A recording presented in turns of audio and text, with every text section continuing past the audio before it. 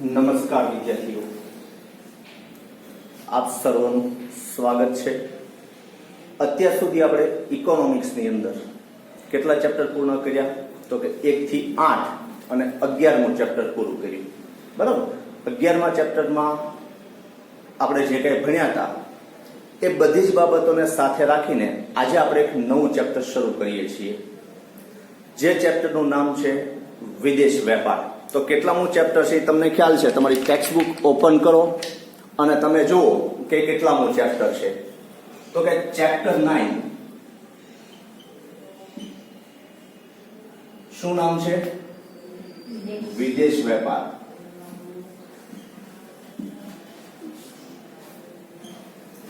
હવે આ ચેપ્ટર આપણે વર્ષોથી ભણીએ છીએ. એનું રીઝન છે કે તમે જ્યારથી સામાજિક વિજ્ઞાન, પહેલા તમે આપણી આસપાસ, સૌની આસપાસ, મારી આસપાસ, આવા પણ તમે અલગ અલગ પ્રકારના વિષયો છે એ ભણીને આવ્યા છો. તો વાંધો. તો હવે આપણે જે તમે સામાજિક વિજ્ઞાનની અંદર ભણીને આવ્યા એમાં આ જે ભૂરિયાઓ આપણા ભારતની અંદર આવ્યા, શા માટે આવ્યા હતા? વેપાર કરવા માટે. એટલે જ આવ્યા હતા ને. તો આ વેપાર કરવા પાછળનું કારણ શું? તો કે ભારત એકમાત્ર એવો દેશ હતો કે જેને આપણે સોને કી ચિડિયા તરીકે ઓળખતા. બરાબર. મેરે દેશ કી ધરતી સોના ઉગલે. એટલે આપણે સોનું વાવતા નહોતા, પણ જે બિયારણ આપણે ધરતીની અંદર સોંપતા હતા, એવું કહેવાય ને, સોંપવું એવું, અને અત્યારની શિષ્ટાચાર ભાષામાં કહીએ તો રોપણ કરતા હતા. તો આજે બાબતો આપણે તૈયાર કરતા હતા, એના આધારે જે આપણી પાસે બિયારણમાંથી ફસલ મળતી હતી એ કેવી મળતી હતી? સોના જેવી મળતી હતી. અને ઘઉંનું ઉત્પાદન છે અને અન્ય ઉત્પાદનો આપણી પાસે સારામાં સારું થતું હતું.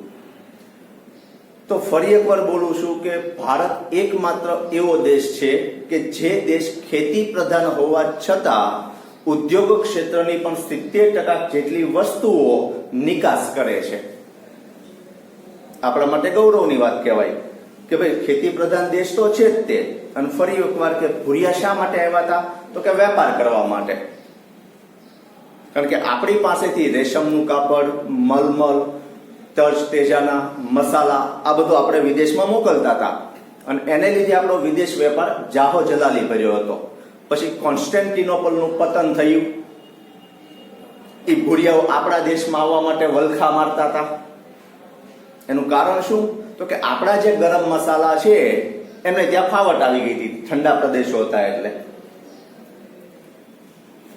અને પછી ભારત આવવાનો જળમાર્ગ કોણે શોધ્યો? Vasco da ગામાએ. કોલંબસ ભાઈ નીકળ્યા હતા પણ શોધી બેઠા અમેરિકા. ભારત આવીએ ક્યાં નહીં. તો ટૂંકમાં વિદેશ વેપાર આપણા દેશ માટે નવી બાબત નથી.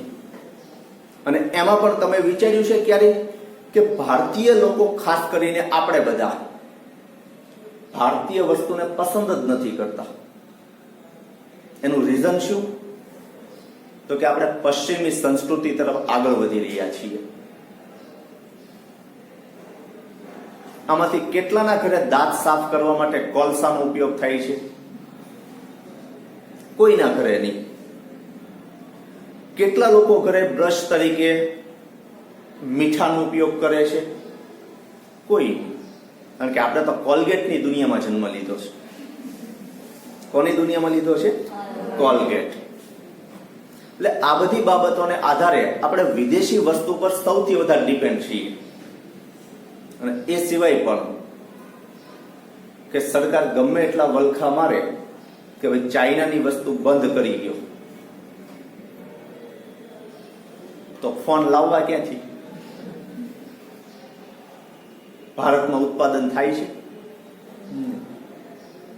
આ ઉપરાંત આપણે ત્રીજું ચેપ્ટર વસ્તુ વિનિમય પ્રથા એમાં ભણીને આવ્યા કે માનવીની જરૂરિયાતો અમર્યાદિત છે. અને પછી આ જરૂરિયાતો એટલી બધી વધારે છે કે કોઈ એક માનવી એ તમામ જરૂરિયાતો પૂરી કરી શકતો નથી. એટલે આપણે બીજા ઉપર શું રાખવું પડે? આધાર રાખવો પડે. તો હવે તો આપણી વાત કરીએ કે આપણે બીજા ઉપર ડિપેન્ડ છીએ કે મારી એકાઉન્ટની બુક્સ તૈયાર નથી, હું બીજા પાસેથી માંગુ છું. મારી ઇકોનોમિક્સની બુક કમ્પ્લીટ નથી, હું બીજા પાસે માંગુ છું. તો હવે તો આખી જિંદગીની જરૂરિયાત પૂરી કરવાની વાત છે. તો જો આપણી એકની જરૂરિયાત પૂરી ન થતી હોય તો આખા દેશની જરૂરિયાત બીજા ઉપર આધાર રાખ્યા વગર થાય? આજે ભારત નહીં, આખું વિશ્વ એવું કહે છે કે વસુધૈવ કુટુંબકમ. સમગ્ર વિશ્વ એક બની ગયું છે. સમગ્ર વિશ્વની બજારો એક બની ગઈ છે, કારણ કે ઓનલાઈન એજ્યુકેશન મેળવો છો ને તમે. જો આપણને એમ લાગશે કે ઓનલાઈન એજ્યુકેશન માત્ર ભણવા ખાતરનું ઓનલાઈન એજ્યુકેશન નહીં, તમે જે તે વસ્તુ વિશે જે માહિતી સર્ચ કરો છો, જે માહિતી મેળવો છો, એ વસ્તુ માટેનો અભ્યાસ છે તમારો. કારણ કે કોઈ ધંધો શરૂ કરવો છે તો તમે ઇન્ટરનેટના માધ્યમથી એ ધંધા વિશેની માહિતી મેળવો છો કે નથી મેળવતા?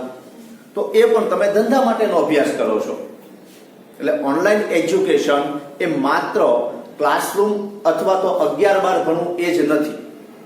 તમે જે બાબત સર્ચ કરો છો એ તમારા અભ્યાસ માટેની છે. તો આપણે વાત એ કરીએ છીએ કે અત્યારે સમગ્ર વિશ્વ એક બની ગયું છે. એક દેશને બીજા દેશ વગર ચાલતું નથી. હમણાં તમને ખબર છે કે ભારતે ખાલી અમુક સમય માટે પાકિસ્તાનમાં ટમેટા મોકલવાનું બંધ કરી દીધું તો પાકિસ્તાનની શું હાલત થઈ હતી. ટમેટાનો ભાવ ક્યાં પહોંચ્યો હતો એ આપણે સૌએ વચ્ચે જાણ્યું હતું. ખ્યાલ છે ને આવો તો તમને? તો વાંધો નહીં.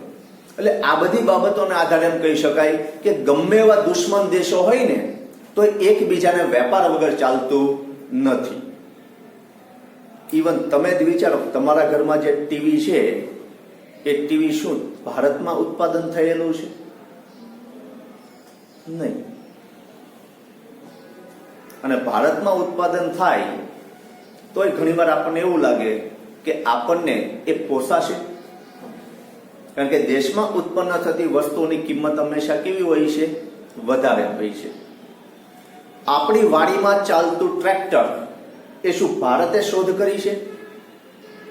શોધની વાત આવી તો સાથે સાથે કહી દઉં, ગુરુત્વાકર્ષણનો નિયમ તો કે બીજાએ શોધ્યો. ટેલિફોનની શોધ તો કે બીજાએ કરી. એન્ડ્રોઈડ વર્ઝન, બાકી કીપેડ વાળા ફોન સારામાં સારા હતા જ તે, તો શું એન્ડ્રોઈડ વર્ઝન છે ભારતે શોધ્યું? ભારતમાં ઉપયોગ તો સૌથી વધારે થાય છે. તો જે તે વસ્તુ આપણે ઉત્પાદન નથી કરી શકતા પણ આપણી જરૂરિયાત છે, એની માટે આપણે બીજા દેશ ઉપર શું રાખવું પડે છે? આધાર રાખવો પડે છે. સમજાય છે વાત? તો આપણે જે સમજીએ છીએ એ ચેપ્ટર તમારા માટે અગત્યનું હોવા છતાં જે ટોપિક નીકળી ગયા છે એ ટોપિક ઉપર બહુ વધારે ધ્યાન ન આપતા, કારણ કે બોર્ડ આ વર્ષ માટે પૂછવાના નથી.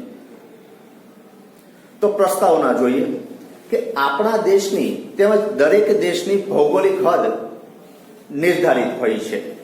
અને વાત એ સાચી છે કે જો ગામડાની હદે નિર્ધારિત હોય, સિટીની હદે નિર્ધારિત હોય, તમને ખ્યાલ છે ને રોડ ઉપર નીકળો તો લખેલું હોય એ ભાવનગર જિલ્લાની હદ પૂરી.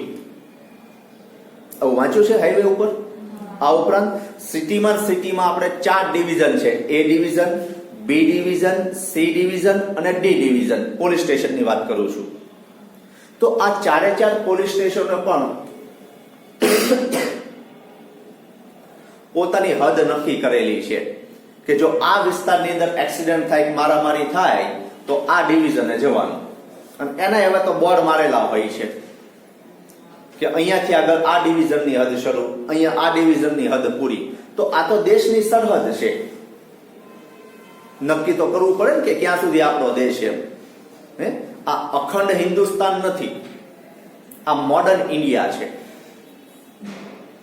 અખંડ હિન્દુસ્તાનનો નકશો તમે જુઓ ને તો આપણને એમ થાય કેવડું મોટું ઇન્ડિયા છે. કારણ કે પાકિસ્તાન, અફઘાનિસ્તાન, બાંગ્લાદેશ આ સિવાયના ઘણા બધા પ્રદેશો ભારતની સાથે જોડાયેલા હતા. અને કેવડું મોટું ભારત હતું. પણ પછી ભારતના લોકોની એક મોટી ખાસિયત કે પોતાની વસ્તુ સાચવી ન શકે, ગામની વસ્તુમાં જ. એટલે આપણે આપણી વસ્તુ સાચવી શક્યા નહીં. બરાબર? તો આગળ દરેક દેશની સરહદ નક્કી હોય છે. દેશની હદની બહાર જવા આવવા ઉપર પ્રતિબંધ હોય છે અને ક્યારેક નિયંત્રણ પણ હોય છે. નિયંત્રણ હોવા પાછળનું કારણ શું? દાખલા તરીકે આપણે કોઈ આપણા દુશ્મન દેશમાં જઈએ છીએ તો પ્રતિબંધ હોય કે ન હોય? આપણને ત્યાં ન જવા દે. હમણાં જ ચીન સાથે આપણા અબોલા હતા. આવા સમયમાં ચીનમાં આપણે એન્ટ્રી મારવી એ ભારત સરકાર શું કે હમણાં રહેવાય ગયું. એ જ રીતે પાકિસ્તાન સાથે જો યુદ્ધની પરિસ્થિતિ હોય તો આપણને જવા દેશે પાકિસ્તાન? પાકિસ્તાનના લોકોને ભારત આવવા દેશે નહીં. આ પ્રતિબંધ છે. જ્યારે નિયંત્રણ એટલે શું? તો કે બીજા દેશમાં જવા માટે પાસપોર્ટ સાઇઝનો ફોટો જોવે ને પાસપોર્ટ ફોટો જોવે કે પાસપોર્ટ બનાવેલો હોવો જોઈએ? પાસપોર્ટ બનાવેલો હોવો જોઈએ. પાસપોર્ટની સાથે સાથે ઇન્ટરનેશનલ લેંગ્વેજનું તમારી પાસે નોલેજ હોવું જોઈએ. કારણ કે ઇન્ટરવ્યુ લેવાશે ને, લેવાય ને ઇન્ટરવ્યુ. હમણાં જ વોટ્સએપમાં તમને ખબર છે કે કોમેડી વિડીયો એવો ફરતો હતો. એક બેનનું ઇન્ટરવ્યુ લેવાતું હતું અને એ ઇન્ટરવ્યુ વખતે સામેથી એક ભાઈ ઇંગ્લિશમાં એટલે કે પોતાનો જે દેશ છે એમની લેંગ્વેજમાં પ્રશ્નો પૂછે અને અહીંયાથી બેન ગુજરાતીમાં જવાબ આપે. તો કે તારે વિઝા આપને તું બીજું હું કામ સામે ન્યા જઈને જે કરીએ. આવું ન હાલે. ન્યા જઈને તમારું કોમર્શિયલ કોરસ્પોન્ડન્સ ન થાય તો એ કામનું ખરું? કોઈ કાંઈ કામનું ખરું? ક્યારેય નહીં. તો આ બધી બાબતોને આધારે આપણે એમ કહી શકીએ કે વિદેશ વેપાર એ અત્યારની ખૂબ જ આવશ્યક છે. ભલે નિયંત્રણ હોઈ શકે, પ્રતિબંધ હોઈ શકે, પણ વેપાર ઉપર પ્રતિબંધ હોતો નથી. માણસની આવવા જવા ઉપર પ્રતિબંધ છે. એમાં જોઈએ આગળ.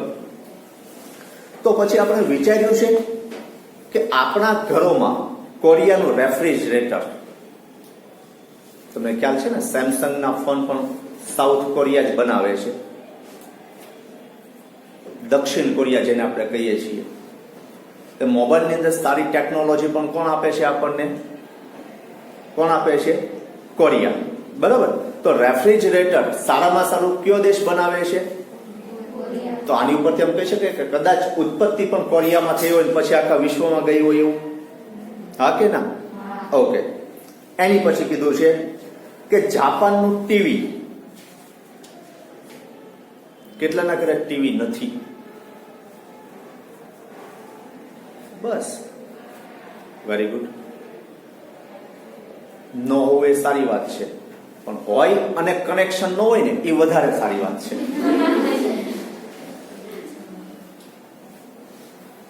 તો બહેનો અને ભાઈઓ, શું આપણે કહીએ છીએ કે જાપાનનું ટીવી. એની પછી કીધું છે કે રસ્તા ઉપર જર્મનીની કાર.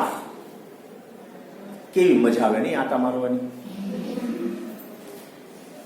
ન હોય ત્યાં સુધી અંદરથી થયા કરે. મારા ઘરે પણ એક 4 ટાયર વાળી પડી હોય. બંગડી વાળી તો નથી કહેતા આપણે, કારણ કે બંગડી વાળા સુધી જ આપણે પહોંચશું કે નહીં ખબર નથી. 4 ટાયર વાળી હોવી જોઈએ. અને હું તો એમ કહું કે 86-87 હજારનું એક્ટિવા લેવું એ કહેતા સેકન્ડમાં ભલે જૂનું મોડલ આવે પણ 4 વ્હીલ લઈ લેવી. ફેમિલી સાથે ફરી તો એક એક્ટિવામાં 3 બેઠા હોય તોય ઓલા કે લાવો એ લાયસન્સ, ખોટો દંડ ભરવો પડે. તો જર્મનીની કાર. ખેતરોમાં અમેરિકાના ટ્રેક્ટર. અને આપણને ખબર છે કે જેસીબી પણ અમેરિકાની જ દેન છે, કારણ કે ટેકનોલોજીની બાબતમાં અમેરિકા સાથે આપણે ક્યારેય પહોંચી શકીએ એમ નથી. તો આ બધું અમેરિકાના ટ્રેક્ટર, મોલમાં યુકેના બૂટ અને કપડાં શી રીતે આવે છે? શું આપણે જાણીએ છીએ કે આપણા દેશના વાહનો જે પેટ્રોલ કે ડીઝલથી ચાલે છે તેમાંનું મોટા ભાગનું તેલ અખાતી દેશોમાંથી આવે છે? આ પ્રાઇમરી વાળા નહીં ખબર હોય કે પેટ્રોલ ડીઝલનું ઉત્પાદન ભારત કરી શકતો નથી, અને કરે છે તો બહુ ઓછા પ્રમાણમાં કરે છે, કારણ કે ભારત પાસે વિપુલ પ્રમાણમાં ખનિજ ભંડારો નથી. બોમ્બેના દરિયામાં આની માટેનું શોધખોળ અત્યારે ચાલી રહી છે. પણ એ ક્યારે પૂરી થશે એ આપણે જાણતા નથી. પૂરી થયા પછી આપણને મળશે કે કેમ એ જથ્થો એ પણ આપણે જાણતા નથી. તમે ભણીને આવ્યા છે ને 11મા ચેપ્ટરમાં એક નજર ફેરવી લેજો. આ પેટ્રોલ ડીઝલનો જથ્થો ભારતમાં કઈ કઈ જગ્યાએ છે એ લખેલું છે, એટલે જોઈ લેજો તમે એકવાર. બરાબર. તો આ પ્રકરણમાં આપણે સમજશું કે દેશની હદ બહારથી વસ્તુઓ, સેવાઓ, ટેકનોલોજી વગેરેની આપ-લે થાય તો તે વિદેશ વેપાર કહેવાય. અને આ વેપારના કેટલાક અગત્યના પાસાઓ વિશે આપણે આ ચેપ્ટરમાં સમજવાનું છે. હવે તમને કીધું છે આંતરિક વેપાર.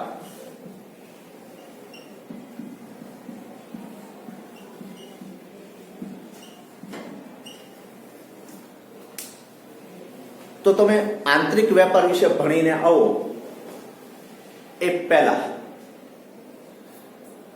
આંતરિક સ્થળાંતર અને આંતરરાષ્ટ્રીય સ્થળાંતર ભણ્યા કે નથી ભણ્યા? તો કોણ કહેશે કે આંતરિક સ્થળાંતર એટલે શું? બોલો, કોણ કહેશે?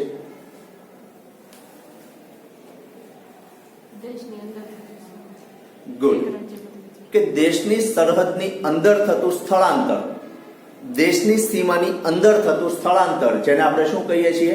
આંતરિક સ્થળાંતર કહીએ છીએ. તો એ જ રીતે સ્થળાંતરની જગ્યાએ શબ્દ કયો આવ્યો?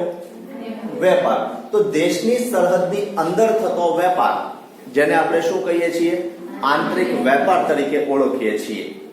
દાખલા તરીકે બાલાજીની વેફર ભલે ગુજરાતમાં બનતી હોય, પણ દિલ્હીમાં બેઠા બેઠા આપણે આરોગી શકીએ છીએ. મેગી ભલે દેશના કોઈ ખૂણામાં બને છે, પણ આપણે આપણા ઘરે બેઠા બેઠા શાંતિથી આરોગી શકીએ છીએ. તો કેવો વેપાર કહેશું? આંતરિક વેપાર.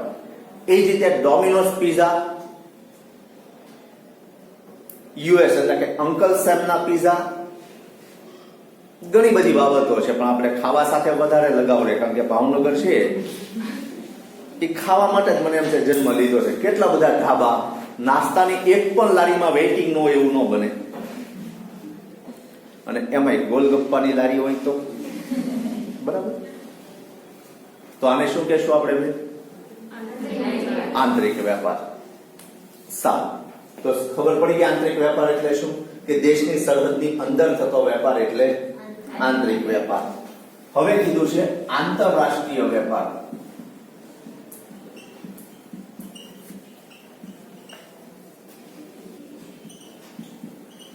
તો આંતરરાષ્ટ્રીય વેપાર વિશે હમણાં જ આપણે વાત કરીને આવ્યા કે તમે જાણો છો કે જર્મનીની કાર આપણા રસ્તા ઉપર ક્યાંથી?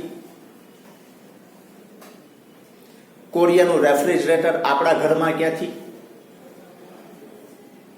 તો આ બધી વસ્તુ ક્યાંથી આવી છે? વિદેશમાંથી. તો એક દેશ સાથે બીજા દેશોના જે વેપાર છે એ દેશને કેવો વેપાર કહેશું? અને બીજી રીતે કહીએ તો આપણા દેશની સરહદની બહાર અન્ય દેશો સાથે થતો વેપાર, જેને આપણે આંતરરાષ્ટ્રીય વેપાર તરીકે ઓળખીએ છીએ. ક્લિયર આ વાત? પણ આ વેપાર શું માત્ર વસ્તુઓ માટે જ થાય છે? તો કે એવું નથી.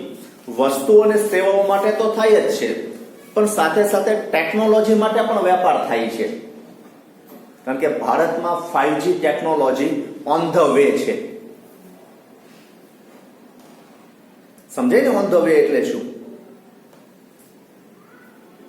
ભલે 3G ની સરખી સ્પીડ ન આવતી હોય, પણ 5G ઓન ધ વે છે. તમે જ કલ્પના કરો કે તમારા ઘરમાં રહેલું કોઈ પણ કંપનીનું નેટવર્ક, પછી એરટેલ હોય, વીઆઈ હોય, બીએસએનએલ હોય કે જીઓ હોય, બપોર પછી કોને નેટની સ્પીડ સારી ચાલે છે તે મને કોમેન્ટ બોક્સમાં લખજો કે મારા ઘરે ઇન્ટરનેટની સ્પીડ સારી ચાલે છે. પોસિબલ જ નથી. ચકડા જ ફરતા હોય. અને એમાંય સાંજે 6 વાગ્યા પછી તમે જુઓ તો ભાવનગર આખું નવરું.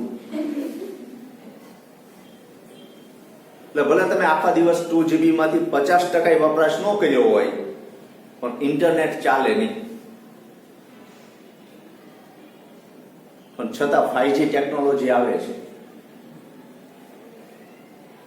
તો ટેકનોલોજી આ ઉપરાંત ટેકનોલોજીકલ સાધનોની પણ આપણે આયાત કરીએ છીએ, કારણ કે આપણે જે ટેકનોલોજી વિશે આગળ વધવાના છીએ, જે ટેકનોલોજી ભારતમાં લાવવાની છે, એ ટેકનોલોજી પૈકીનું કોઈ એક પણ સાધન ભારતમાં અવેલેબલ હશે નહીં. તો એ ટેકનોલોજી ઊભી કરવી છે, તેના સાધનો ક્યાંથી લાવવા પડશે? વિદેશથી લાવવા પડશે. આ ઉપરાંત બૌદ્ધિક સંપદા એવો શબ્દ આપેલો છે તમને તમારી ટેક્સ્ટ બુકમાં. બૌદ્ધિક સંપદા વિશે તમે 11માં ભણીને આવ્યા છો કે આપણા વિચારો એ આપણી સંપત્તિ નથી, પણ જો એ વિચારોની આપલે કરીને એમાંથી પૈસા મેળવતા હો તો વિચારો એ શું છે? સંપત્તિ છે. બરાબર? તો સંપદા એટલે સંપત્તિ. એટલે ઘણા બધા લોકો પાસેથી આપણે બૌદ્ધિક વિચારો લઈએ છીએ. આ સિવાય તમને ખબર છે કે ગુજરાતની અંદર ગુજરાત વાઇબ્રન્ટ સમિટ નામે એક ઔદ્યોગિક મેળો યોજાય છે ગાંધીનગરની અંદર. નામ સાંભળ્યું છે કોઈ? Gujarat vibrant summit.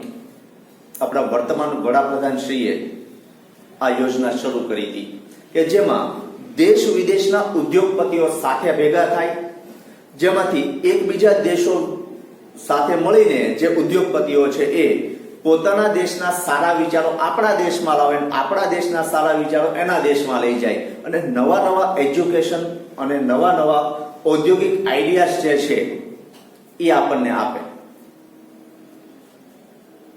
આ સિવાય ઘણા બધા સેમિનાર થાય છે કે જેમાંથી ક્યારેક યુટ્યુબમાં સર્ચ કરજો, નવો ધંધો સર્ચ કરવા માટે તમામ માહિતી અવેલેબલ છે યુટ્યુબમાં.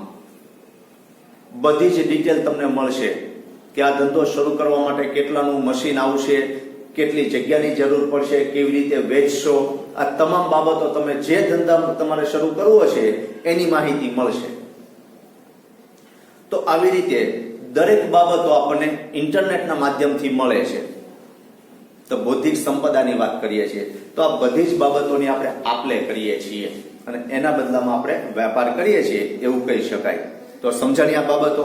આંતરિક વેપાર એટલે શું અને આંતરરાષ્ટ્રીય વેપાર એટલે શું? બરાબર? આગળ વધીએ. હવે કીધું છે વિદેશ વેપાર માટેના કારણો.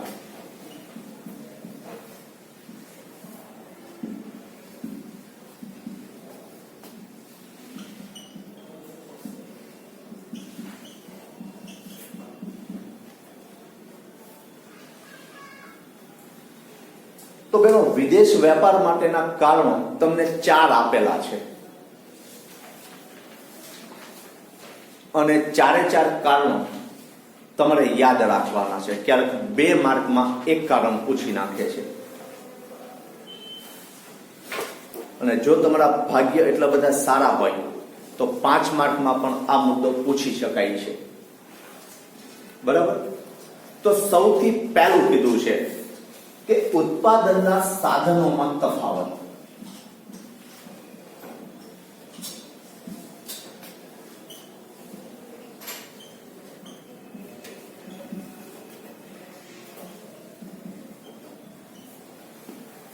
તો ઉત્પાદનના કુલ કેટલા સાધનો?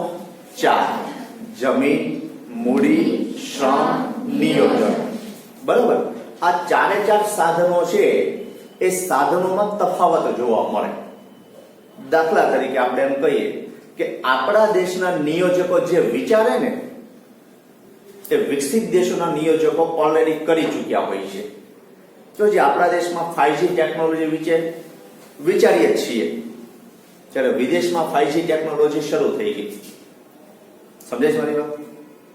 એ જ રીતે આપણા દેશમાં હજી રસ્તા ઉપર બેટરીથી ચાલતી કાર નથી જોવા મળતી. વિદેશોના બજારમાં બેટરીથી ચાલતી કાર અવેલેબલ છે.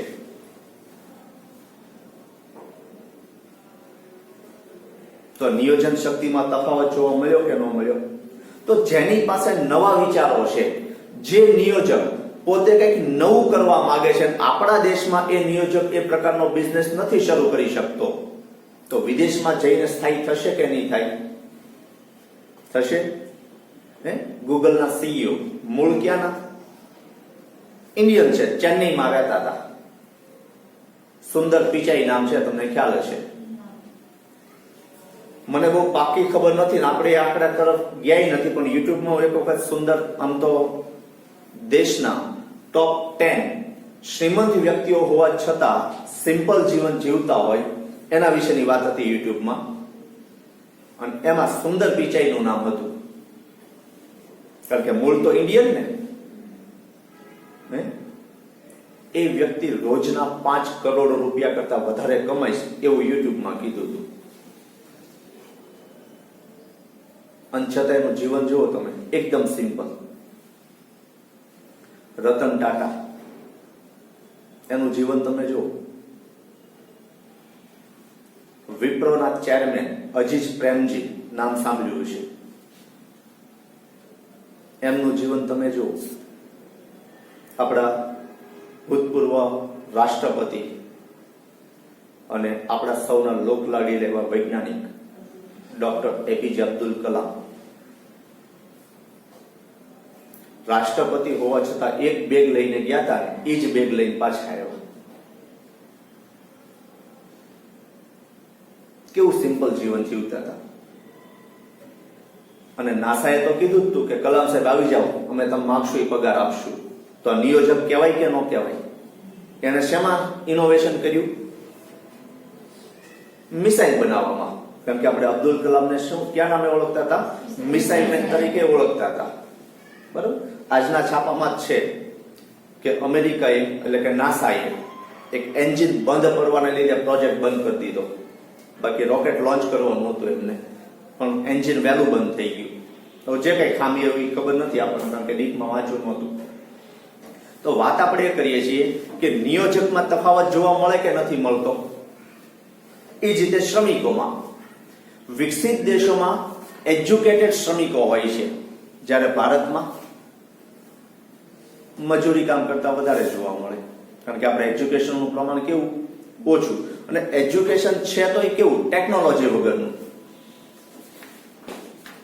આપણે ટેકનોલોજીનો ઉપયોગ જ નથી કરતા. આપ ખાલી આપણા દેશમાં જ જુઓ ને, કોઈ દી વિચાર્યું કે બેંકના મેનેજર હંમેશા હિન્દી ભાષી કેમ હોય?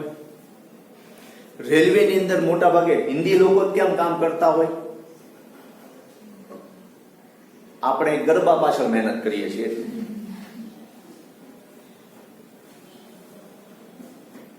આપણે અહીંયા શેરીના ઓટલા ભાંગવા પાછળ કામ કરીએ છીએ. 10માનું વેકેશન પડે એટલે વિચારતો હોય ક્યાં મામાના ઘરે જાવ કે ફઈના ઘરે જાવ, કે માસીએ પહેલા કીધું હતું કે એના ઘરે જાવ. પણ એ લોકો શું કરશે? તો કે 10મા પછી એને એક વે મળી જાય, એક રસ્તો મળી જાય છે કે મારે આગળ જતા આ જ બનવું છે. ક્રિકેટરની વાત કરીએ તો હાર્દિક પંડ્યા 9 ફેલ છે. 9 ધોરણ પાસ નથી, આજે ઇન્ટરનેશનલ ક્રિકેટર તરીકે કામ કરે છે. જો જીવનમાં રસ્તો મળી જાય ને તો બધું થઈ જાય. એટલે વાત આપણે એ કરીએ છીએ કે શ્રમિકોની કાર્યક્ષમતા દરેક દેશમાં કેવી છે? અલગ અલગ. બરાબર. દુબઈમાં માણસોની કમી છે, એટલે જ અહીંયાથી ઘણા બધા લોકો દુબઈ કામ કરવા માટે જાય છે. ઈરાન, ઈરાક, સાઉદી અરેબિયા, ત્યાં બધા આપણે કામ કરવા માટે જઈએ છીએ. કારણ કે ત્યાં કુદરતી સંપત્તિ વિપુલ પ્રમાણમાં, પણ ત્યાં કામ કરવા માટે માણસો નથી. તો માણસોની આપલે થાય છે કે નથી થતી? એ રીતે જમીન એની આપલે થાય? ન થાય. પણ છતાં એની ફળદ્રુપતા પ્રમાણે જોઈએ તો આપણો દેશ ખેતી માટે અનુકૂળ છે, જ્યારે અન્ય દેશ છે એ ઉદ્યોગો માટે અનુકૂળ હોય. તો જમીનની કાર્યક્ષમતા અલગ અલગ થઈ કે ન થઈ? તો એ રીતે ઉત્પાદનના 4 સાધનોમાં શું જોવા મળે છે? તફાવત જોવા મળે છે.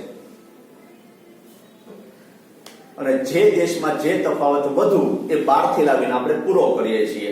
એટલે સાધનોનો પણ આપણે શું કરીએ છીએ? વેપાર કરીએ છીએ. સમજાણી આ વાત? સમજાણી? બીજું કીધું ઉત્પાદન ખર્ચમાં ફેરફાર.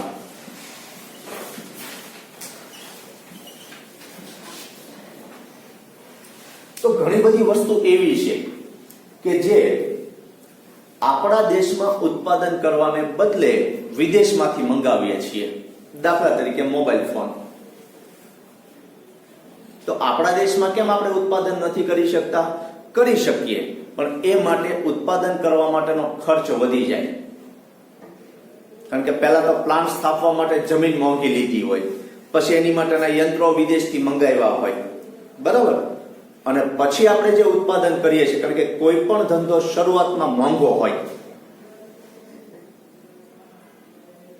સમજે છે મારી વાત? કે કોઈ પણ ધંધો શરૂઆતમાં કેવો હોય? મોંઘો હોય. કારણ કે ઘણી બધી વસ્તુઓમાં પૈસાનું રોકાણ કરીને તમે બિઝનેસ શરૂ કર્યો હોય. હા, પછી રૂટીન થઈ જાય એટલે નફો મળવા લાગે. અને એટલે જ કહેવાય છે ને કે 3 વર્ષ સુધી ઘરેથી લાવીને ખાવાની તૈયારી હોય તો જ ધંધામાં પડજો. એટલે 3 વર્ષ સુધી પોતાનું ખાવું હોય ને તો ધંધો સફળ થાય. અને આપણે તો 6 મહિનામાં નફો મળે છે કે એ જોઈ બંધ કરી દઈએ. તમે વિચાર્યું કે 10 રૂપિયાનું ચાઇનાનું રમકડું ભાવનગરમાં મળે છે. હવે ચાઇનાના કયા રાજ્યના કયા સિટીમાં કયા ગામડામાં બન્યું છે આપણે જાણતા નથી. એટલે જેણે બનાવ્યું છે એનો નફો. ત્યાંની રાજ્ય સરકારને ટેક્સ આપવો પડતો છે તો એની રાજ્ય સરકારને ટેક્સ આપશે. ચીનની કેન્દ્ર સરકારને ટેક્સ આપવો પડતો છે એને આપશે. વચ્ચે કોઈ દલાલ હશે તો એ પોતાનું કમિશન લેશે. ઇન્ડિયન ગવર્મેન્ટને ટેક્સ આપવાનો. ઇન્ડિયામાં જે વ્યક્તિ મોટા વેપારી તરીકે ઓર્ડર આપે છે એમનો નફો. નાનો જે હોલસેલ વેપારી છે એમનો નફો. પછી આપણે ઘર પાસે વેચવા નીકળતા બેન જે કે હોય કે ભાઈ જે હોય એમનો નફો. અને પછી આપણા સુધી 10 રૂપિયામાં પડે છે. અને હજી કદાચ વચ્ચે વધારે માણસ હોય તો આપણે જાણતા નથી. આપણે જનરલી આ ચેનલ આપણે ફોલો કરી. એ રમકડું આપણને 10 રૂપિયામાં પડે તોય આ બધા લોકો છે એ વચ્ચેથી નફો મેળવે છે. તો એ રમકડું એને કેટલામાં પડતું હોય છે? પણ એ રમકડું જો આપણે ભારતમાં બનાવીએ તો મોંઘું પડે કે ન પડે? સારી કંપનીની પેન 10 રૂપિયા કરતા ઓછી નથી. SS ની પેન તમને 3 રૂપિયામાં મળે. તો કેમ આ સેલો વાળા 3 રૂપિયા વાળી પેન બનાવી ન માર્કેટમાં મૂકે? પણ એ ઉત્પાદન કેવું પડે? ખર્ચ કેવો આવે? મોંઘો આવે. એટલે અમુક વસ્તુનું ઉત્પાદન કરવામાં જો ખર્ચ વધી જતો હોય તો એ વસ્તુનું ઉત્પાદન કરવા કરતા એ વસ્તુ બહારથી આયાત કરવી વધારે હિતાવહ રહેશે. સમજાણું કે ન સમજાણું? એમની પછી ત્રીજું કીધું છે ટેકનોલોજીકલ પ્રગતિ.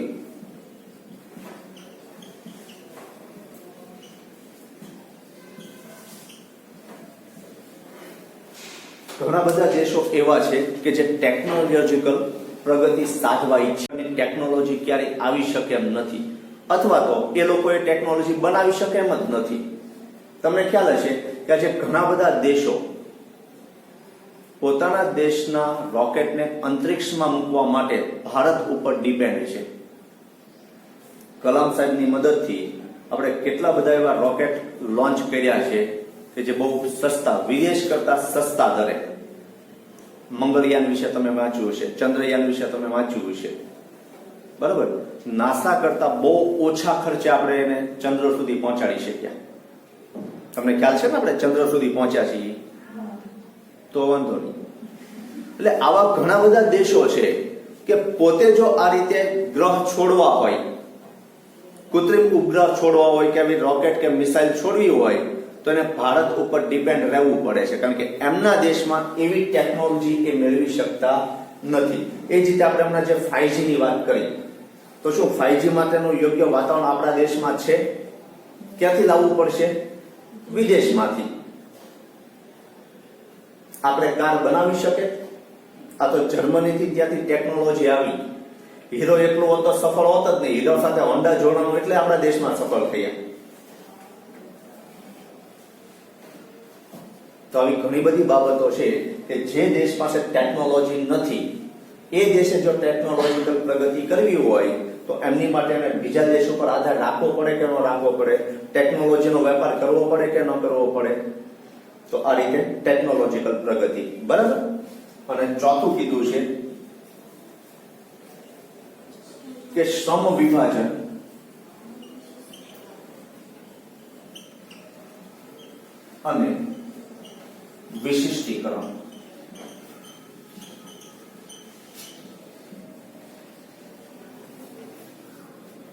તો ભાઈઓ બહેનો, તમે જાણો છો કે શ્રમ વિભાજન એટલે શું?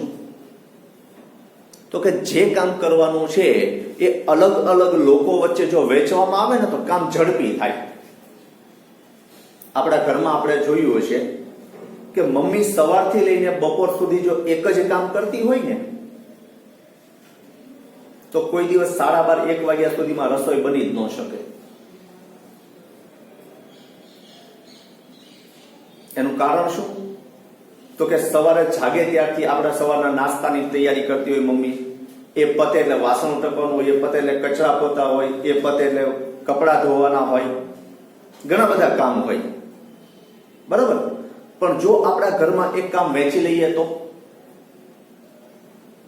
કે સવારનો નાસ્તો મમ્મી બનાવે છે, કચરા પોતા બેન કરી નાખે, મમ્મી કપડાં ધોતી હોય ત્યાં સવારના નાસ્તાના વાસણ છે એ બેન ઉટકી નાખે, તો કામ વેચાઈ જાય કે ન વેચાઈ જાય? તો ઝડપી થાય કે ન થાય? એ જ રીતે કોમર્સના બધા જ વિષય કોઈ એક જ શિક્ષક ભણાવતા હોય તો પહેલા આવું જ હતું. પણ એની બદલે જે શિક્ષકને જે વિષયમાં વધારે રસ છે, જે શિક્ષક જે વિષય વ્યવસ્થિત ભણાવી શકે છે, એમને જો એ વિષયની સોંપણી કરવામાં આવે તો સાથે સાથ વિષયનો શ્રમ શું થઈ ગયો?